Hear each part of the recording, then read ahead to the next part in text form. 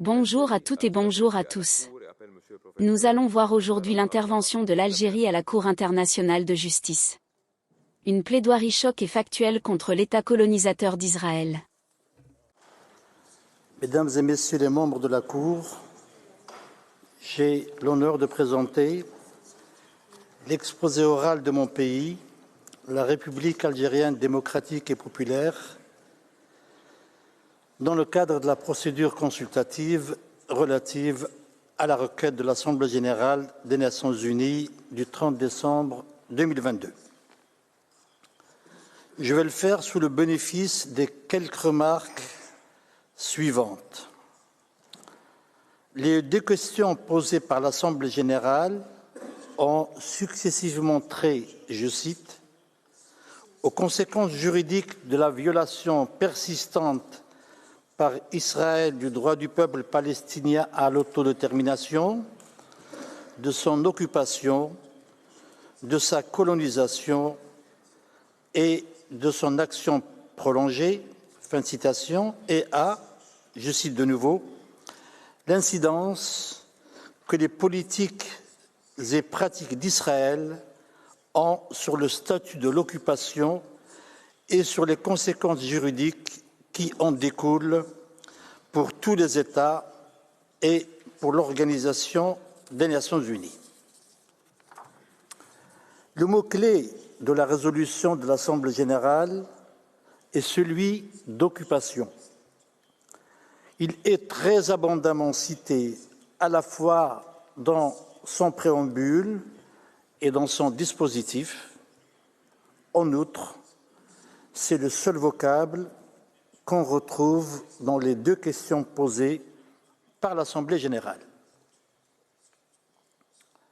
Une telle importance ne doit pas étonner, car l'occupation prolongée des territoires palestiniens est le point nodal de leur situation qui s'est très considérablement détériorée sur tous les plans ces derniers mois.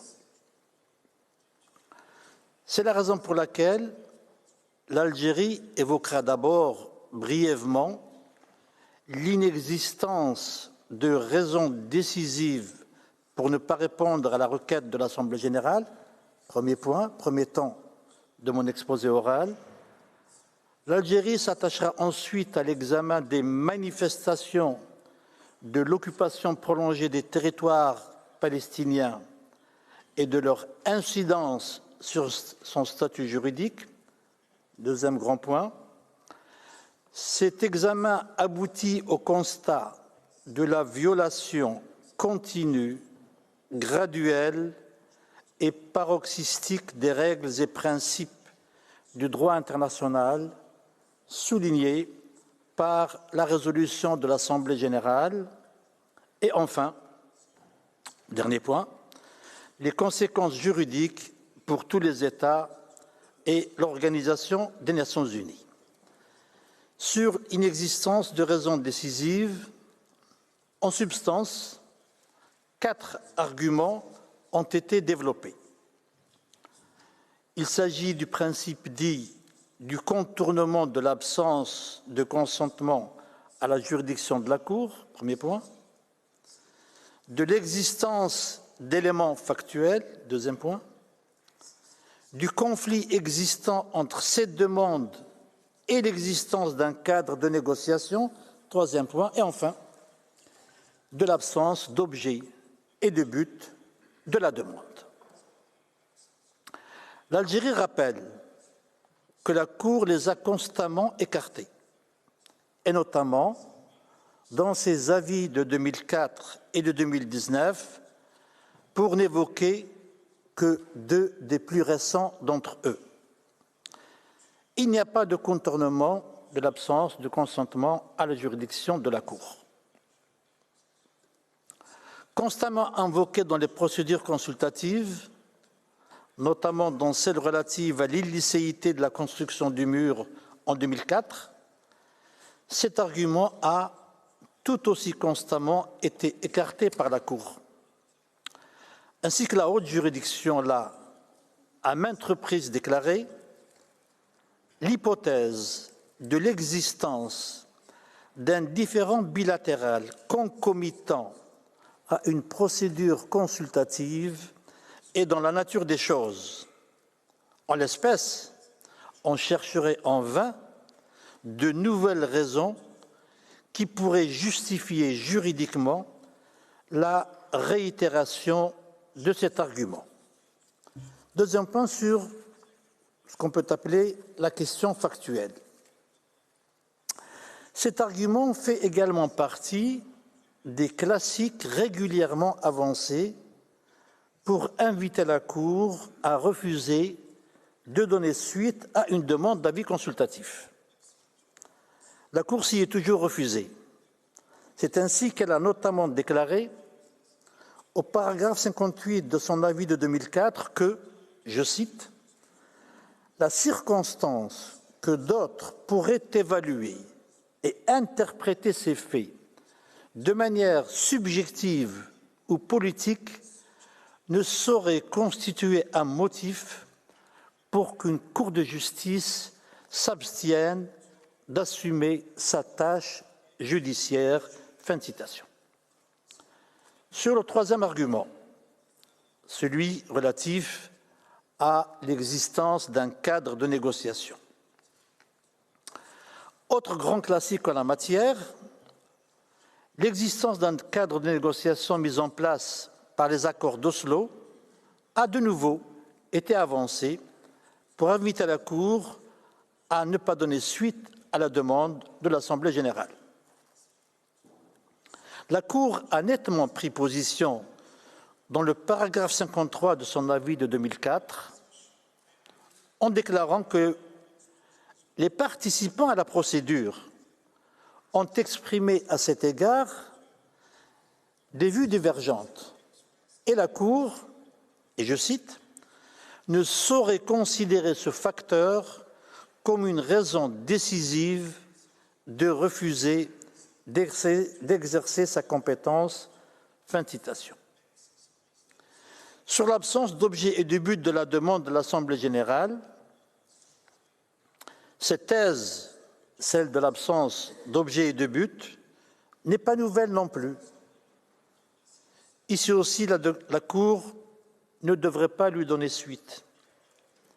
On peut notamment se reporter au paragraphe 60 de son avis consultatif de 2004, où la Cour l'a écarté en déclarant que, je cite, « Comme il ressort de la jurisprudence de la Cour, les avis consultatifs servent à fournir aux organes qui les sollicitent les éléments de caractère juridique qui leur sont nécessaires dans le cadre de leurs activités. » Fin de citation. Elle a rajouté au paragraphe 62 suivant qu'elle, je cite, « ne saurait refuser de répondre à la question posée au motif que son avis ne serait d'aucune utilité. » La Cour ne peut substituer sa propre appréciation de l'utilité de l'avis demandé à celle de l'organe qui le sollicite, en l'occurrence l'Assemblée générale. Fin de citation. En même temps, fin de la première partie de cet exposé. Deuxième partie, les manifestations et les conséquences de l'occupation prolongée des territoires palestiniens. Et tout d'abord, observation sur l'occupation des territoires palestiniens. Notion ambiguë par excellence, car se situant en théorie à un stade intermédiaire entre la guerre et la paix, la notion d'occupation trouve son fondement dans l'article 42 du règlement de La Haye de 1907, dont le caractère coutumier n'est pas contesté, ainsi que le rappelle la Cour au paragraphe 89 de son avis sur l'édification du mur.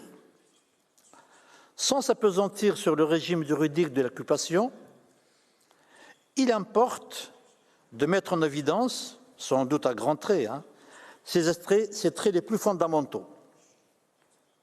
En substance, l'occupation a été originellement conçue dans un contexte qu'il faut souligner, dans lequel n'existait pas encore le principe de l'interdiction du recours à la force. Elle était donc conçue comme un régime temporaire dans lequel la puissance occupante, on le sait bien, n'exerce pas sa souveraineté. On peut en outre souligner qu'elle a été pensée pour gérer des situations transitoires entre la fin des hostilités et la conclusion de traités de paix. Elle suggérerait presque une relation apaisée entre occupants et occupés, à propos de laquelle l'idée d'occupation prolongée relevait de l'impensé des rédacteurs d'alors. C'est la raison pour laquelle le droit de l'occupation n'aborde ni la question de son prolongement, ni a fortiori celle de sa permanence. La multiplication des conflits armés a entraîné de nouvelles formes d'occupation. Les réalités sont bien plus complexes et les États, la doctrine contemporaine, comme le CICR, s'interrogent régulièrement sur certaines inaptitudes de ce droit des années 1907 et 1949. La situation palestinienne est une illustration saisissante du violent contraste qui existe entre les apparences théoriques, qui viennent d'être esquissées à très grands traits uniquement, et la réalité. L'Algérie considère que la situation créée en 1948 est poursuivie depuis, mais crûment à nu le dévoiement, le détournement de la notion d'occupation par Israël dans les territoires palestiniens occupés. L'objectif d'Israël est d'arriver à un point de non-retour afin d'écarter toute hypothèse de création d'un État palestinien. Cet objectif connaît plusieurs déclinaisons décidées en fonction des situations propres à chaque partie du territoire palestinien occupé, c'est-à-dire Jérusalem-Est, la Cisjordanie et la bande de Gaza. Dès lors, l'occupation est en passe de devenir, si elle n'est pas déjà devenue, un avatar des anciennes techniques juridiques qui ont exprimé, chacune à sa façon, le droit de la puissance.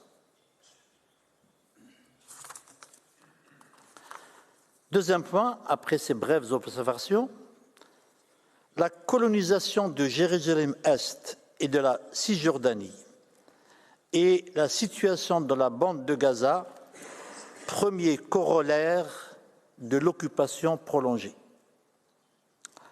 Dans les trois parties du territoire palestinien, on retrouve la même politique et la même pratique qu'on peut ramasser autour de la formule « le fait contre le droit ». À Jérusalem-Est, avec la guerre de 1948, le projet onusien de partage, la fameuse résolution 181 de l'Assemblée générale, a connu son premier coup d'arrêt et avec elle, les premières manifestations du fait accompli, illustrées par l'occupation immédiate de la partie ouest de Jérusalem par Israël, en violation, je le disais il y a un instant, de la résolution 181, et en même temps par l'adoption de mesures législatives et administratives, y compris d'expropriation. Après la guerre de 1967, Israël a commencé à y appliquer son droit interne, avec notamment, mais pas exclusivement, avec notamment deux lois adoptées le même jour, le 27 juin 1967. Cette politique va se renforcer encore plus avec la loi du 30 juillet 1980 qui a fait de Jérusalem la capitale, je cite la formule, entière et réunifiée d'Israël. En réalité, doit être qualifiée d'annexion des jurés. J'y reviendrai. La loi du 27 novembre 2000 l'a amendée, la loi de 80, dans le but de la consolider encore plus, et je cite, pour interdire le transfert de toutes sortes de pouvoirs gouvernementaux, fin de citation. Elle a de nouveau, cette loi de 2000, été modifiée en 2018 pour en renforcer davantage la portée. Donc, terrain fait accompli d'une part, suivi de la mise sur pied de règles juridiques israéliennes.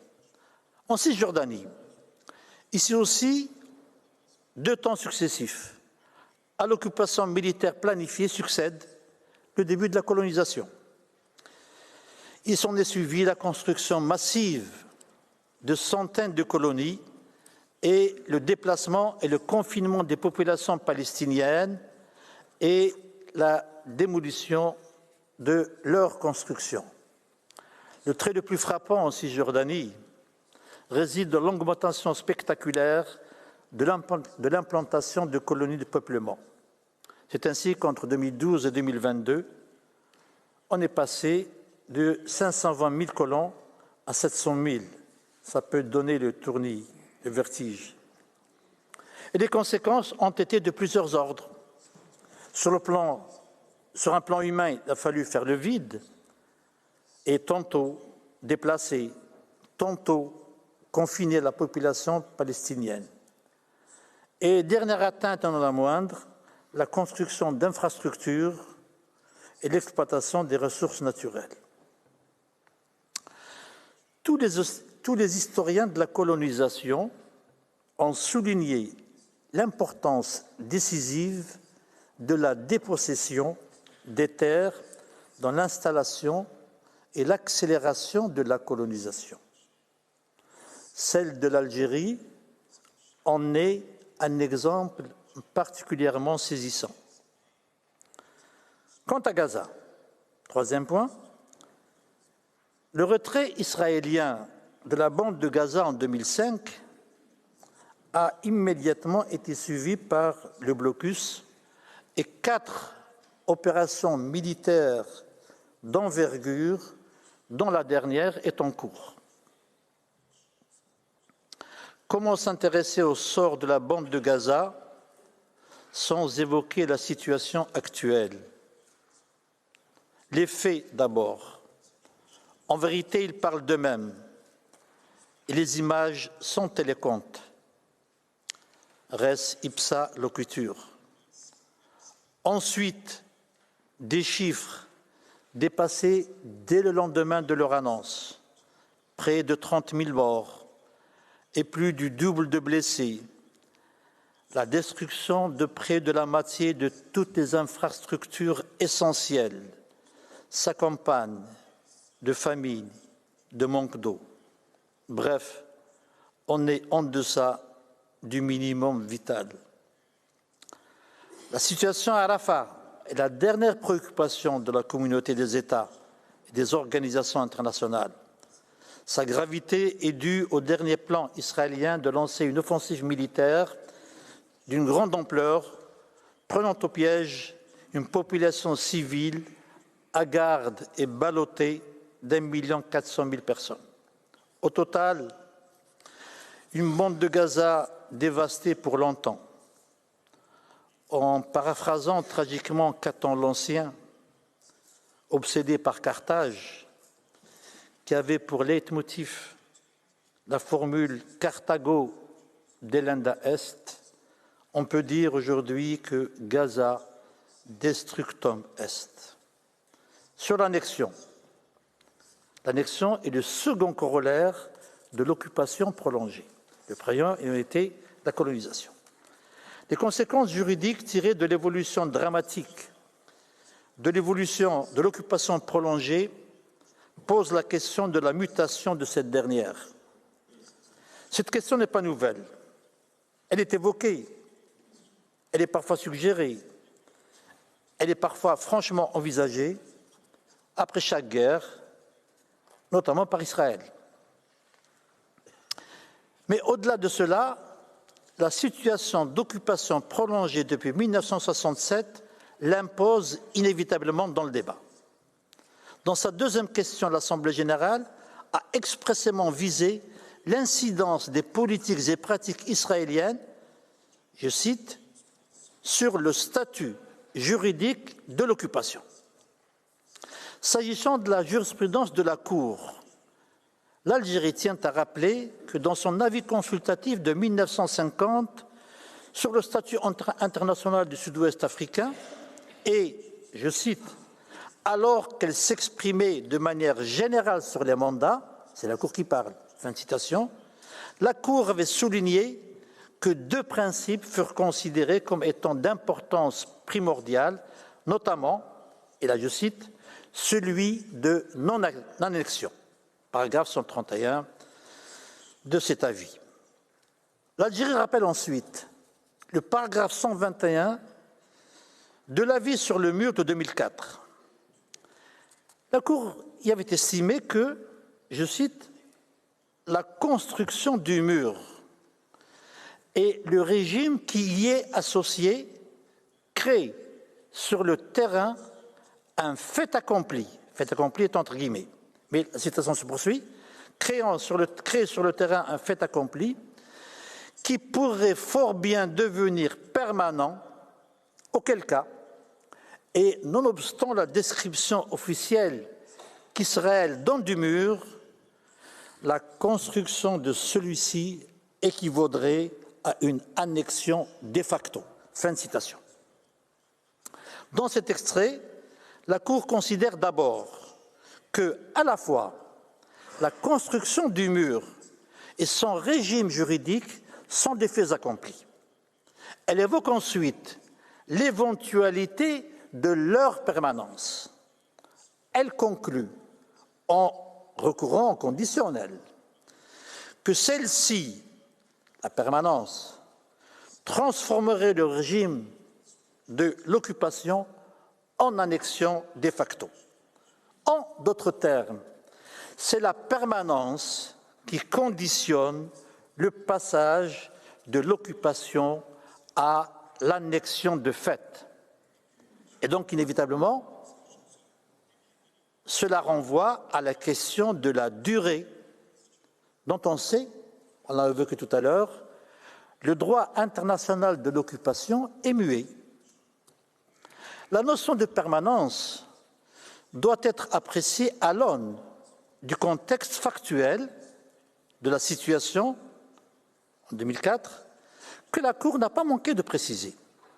Ainsi, au paragraphe 69 de l'avis, la Cour s'est référée, je cite, aux ouvrages construits ou en cours de construction et a précisé un peu plus loin que, je cite, le Conseil des ministres israélien a, le 23 juin 2002, approuvé la première phase de construction. Vous trouverez cela au paragraphe 80. Et que la construction du mur s'est accompagnée de la mise sur pied d'un régime administratif nouveau. Fin de citation. On peut mieux comprendre la prudence dont est teintée la rédaction du paragraphe 121. En 2004, il était alors encore permis et légitime de s'interroger sur la finition des travaux de construction, eu égard notamment à la date du prononcé de l'avis, 9 juillet 2004, et d'une éventuelle issue heureuse du processus de négociation. Pareille prudence peut difficilement être encore de mise en 2024, alors que la construction du mur s'est depuis poursuivie et que le régime qui lui est associé a été consolidé. Cette situation est devenue permanente. Il est tout à fait permis et même légitime d'affirmer que l'annexion de facto du mur,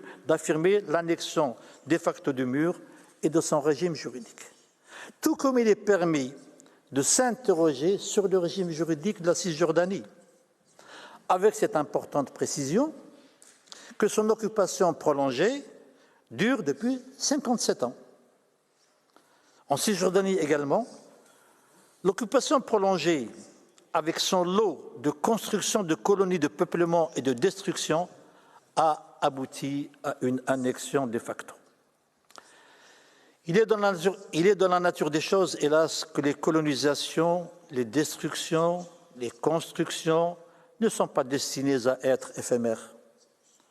On peut, à cet égard, rappeler les conclusions du rapport de la Commission internationale indépendante chargée par l'Assemblée générale d'enquêter dans le territoire palestinien occupé du 14 décembre 2022.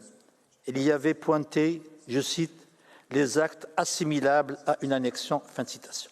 Troisième partie, les violations continues, graduelles et paroxystiques du droit international pertinent obstacle à la création d'un État palestinien. Trois domaines, évidemment, à aborder ici, rapidement. Tout d'abord, la violation du droit à l'autodétermination. Règle impérative et erga omnes. On aurait pu rappeler les différentes étapes de l'évolution juridique de ce droit. Elle a été maintes fois faite dans les exposés écrits, dans les observations écrites et jusqu'à hier dans l'exposé oral de la Palestine. Aussi bien la charte que notamment les résolutions 1514 et 1803 et la jurisprudence de la Cour avec ses avis successifs de Namibie, sur la Namibie en 1971, sur le Sahara occidental de 1975 y ont contribué. Et évidemment, un apport particulier doit être souligné s'agissant de l'arrêt sur le Timor oriental de 1995, car c'est là que la Cour a considéré que le droit des peuples est un droit opposable erga omnes. Je ne voudrais pas y insister davantage, sauf à préciser que la Commission du droit international a inscrit le droit à l'autodétermination parmi les règles impératives à la fin de ses travaux consacrés aux règles impératives en 2019. L'occupation prolongée est source de violations illimitées du droit international humanitaire et du droit international des droits de l'homme. Les politiques et pratiques israéliennes ont violé les règles les plus fondamentales de ces deux branches du droit international. Il serait vraiment prétentieux de faire croire, dans le laps de temps qui me reste, de donner un large spectre de toutes ces violations.